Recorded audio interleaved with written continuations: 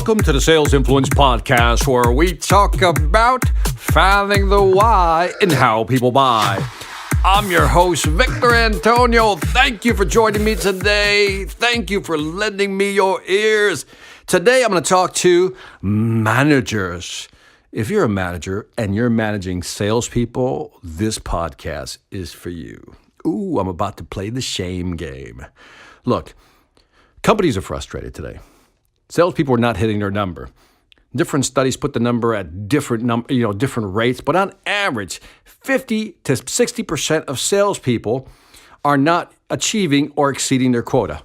Let's just say half of the people don't achieve or exceed their quota, which means the other 50 obviously struggling, not making numbers, which means the company is struggling, suffering, not reaching their true potential/value. So what's going on? Well, maybe it's because some of these salespeople have been trained. Listen up, managers, I'm talking to you.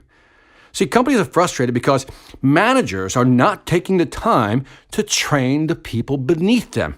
In other words, those who report to them. They're not taking the time.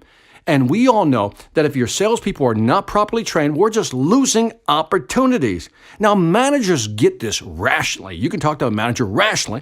Your listener says, yeah, Victor, I get it. He says, I get it. I need to train my salespeople. I understand that. But the problem is they're not training.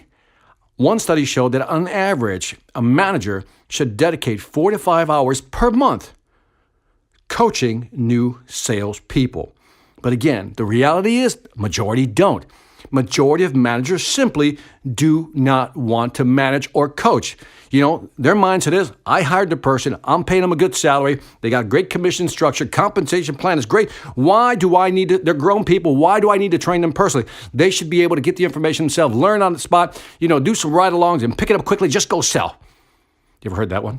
Just go do it, man. Hey, just go in there, read the material, learn the products, learn the pitch.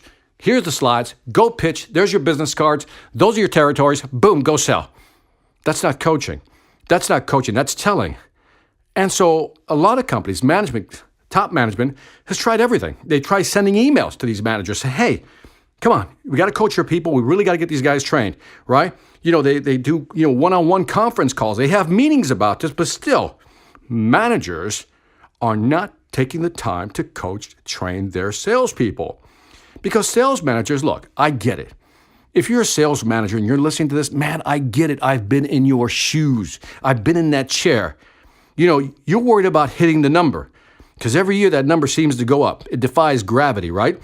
And you're so focused on the number that you're focused on those salespeople who can help you get to that number, on those opportunities that'll help you get to the number. And coaching new salespeople is not top of mind or a priority. It's low on the stack. It's hard. So in one study, and it's in a book by Jonah Berger, and I want to share this with you because he's got a new book coming out in March called The Catalyst. I'm going to urge you to get it. It comes out in March. In there, he talks about an interesting strategy that a company decided to use.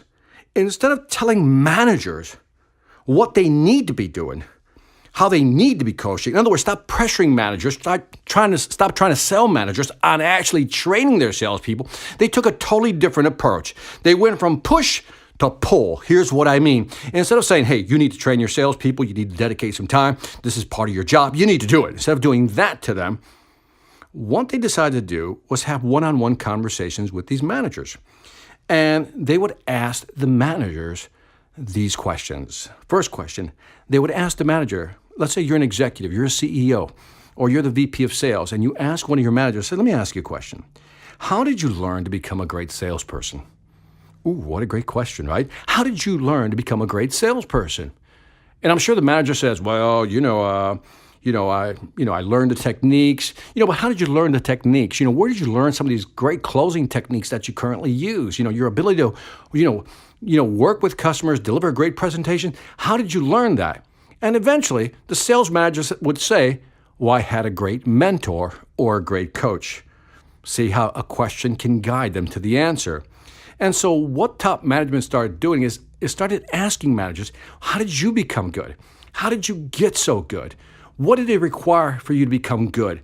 And inevitably, the answer came back to, I had a great mentor or mentors. I had a great coaching program. I did a lot of practice, so forth and so on. So then they closed with this, almost like, keep in mind that the VP of sales is trying to close a sale here. What is the sale he's trying to close? He's trying to close the manager on the idea that he should train his salespeople. So this VP asked key questions. How did you become so good? How did you develop those techniques?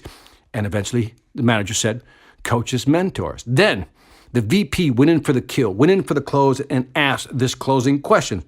Well, how will you, now having new salespeople, how will you train them to learn how to sell like you if you don't? In other words, how will new salespeople learn to sell, like you if you don't take the time to teach them?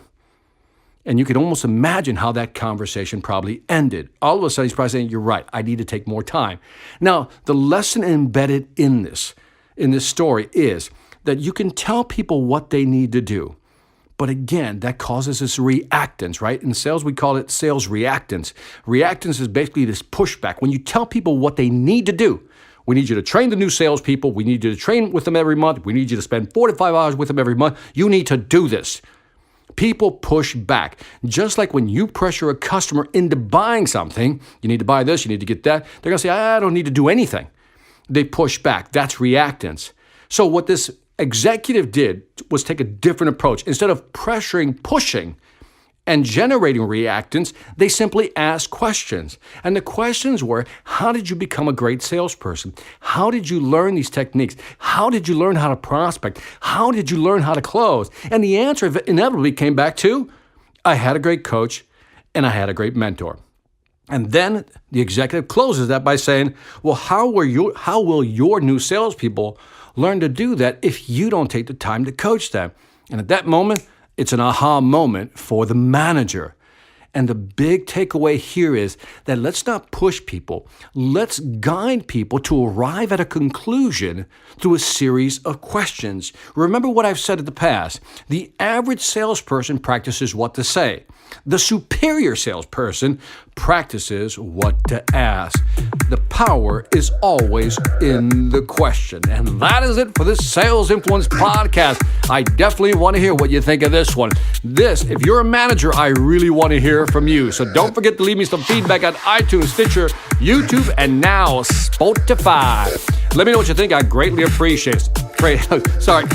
Also, check out the Sales Velocity Academy at salesvelocityacademy.com.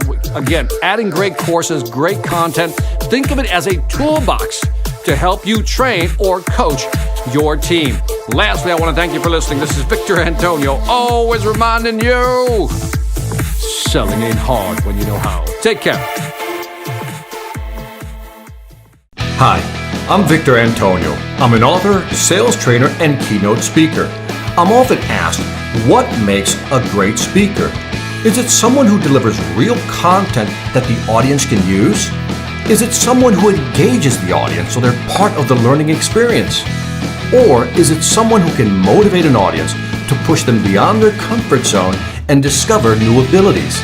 The answer is yes. But the most important thing to remember is that I'm not there to look good. I'm there to make my client look good. Simply put, it's never about me, and it's always about them.